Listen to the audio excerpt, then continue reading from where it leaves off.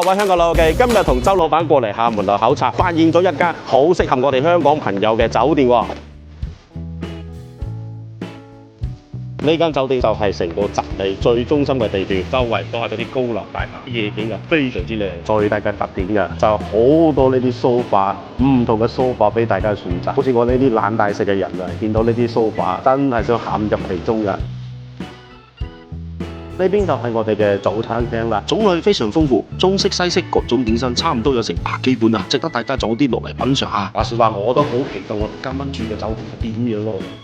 呢間房空間非常闊落，呢個主體設計啊，以呢啲原木家私為主嘅，個內飾啊係現代簡約。呢間酒店就係廈門集美嘅喜來登酒店啦。間房竟然有咁大嘅落地窗，窗外就可以睇到我哋城市嘅夜景。而且酒店隔離就係大型嘅超市，以後大家步廈門線路嘅時候，返到酒店行2步路就到啦。除此之外，酒店仲有好多娛樂設施，唔使驚悶親。但我哋呢間酒店咁靚，有冇機會納入我哋嘅廈門線路呢？梗係有啦，唔係我嚟睇做乜嘢呢？睇過啱就會試㗎啦，大家期待留意我哋嘅宣傳啦。